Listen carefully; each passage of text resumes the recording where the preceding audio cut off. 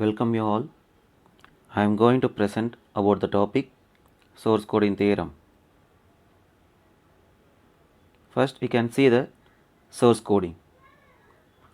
Due to increasing demand for bandwidth and storage capacity, source coding has become an essential subsystem in modern communication systems. What is the need of source coding? To achieve desired information bitrate as well as error rate within available bandwidth. Source coding may be needed for analog sources as well as discrete sources. For analog sources, the source coding is related to the amplitude distribution and the autocorrelation function of the source waveform. For discrete sources, the source coding is related to the information content and the statistical correlation among the symbols of the source. The conversion of analog information to digital data may not be optimum in transmitting information to the receiver. This necessitates encoding of the digitized analog information with source coding. Source coding can be defined as source coding is a process by which data generated by a source is represented efficiently. It will reduce the redundant data bits and increase the data rate at which the information may be transmitted over a communication channel, at the same time maintaining the acceptable information bit error rate also.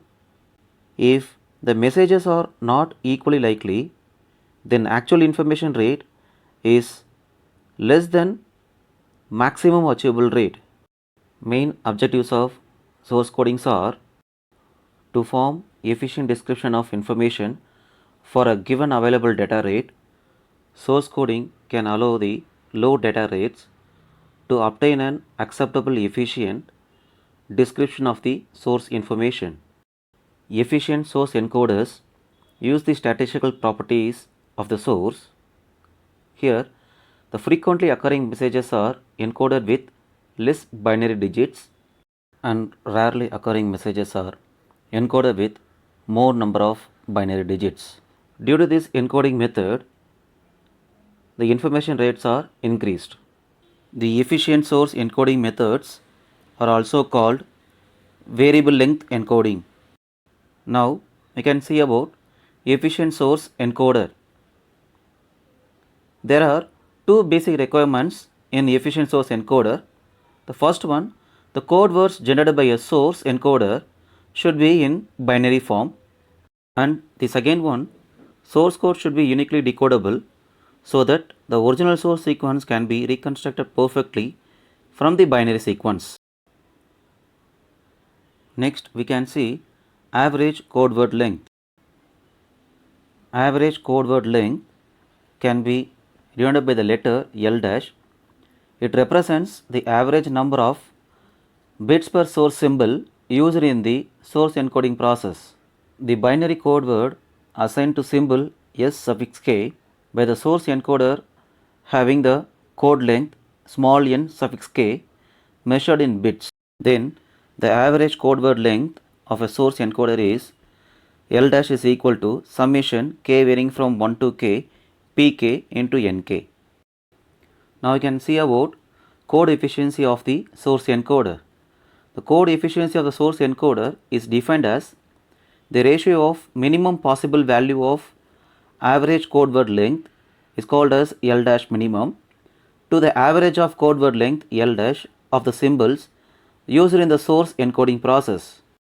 Code efficiency of the source encoder can be represented by the letter eta. Now the eta is equal to L dash minimum divided by L dash. In generally, L dash is always greater than or equal to L dash minimum. Therefore, eta will always gives very less than or equal to 1.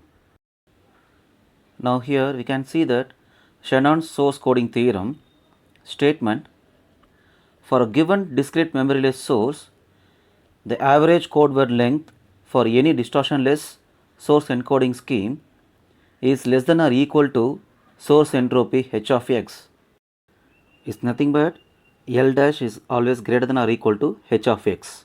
According to the Shannon source coding theorem, the average code word length cannot be made smaller than entropy h of x. Next, describe the lower bound of Shannon source coding theory for any decodable code. The entropy h of x represents a fundamental limit on the average of bits per source symbol necessary to represent a discrete memoryless source. Now, the condition is L dash minimum is equal to h of x. The coding efficiency of a source encoder can be written in terms of the entropy is eta equal to h of x divided by L dash. Next, we can see code redundancy. It is measure of redundancy of bits in encoded message sequence. The redundancy can be denoted by the letter gamma.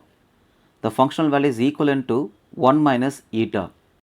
The redundancy value should be as low as possible.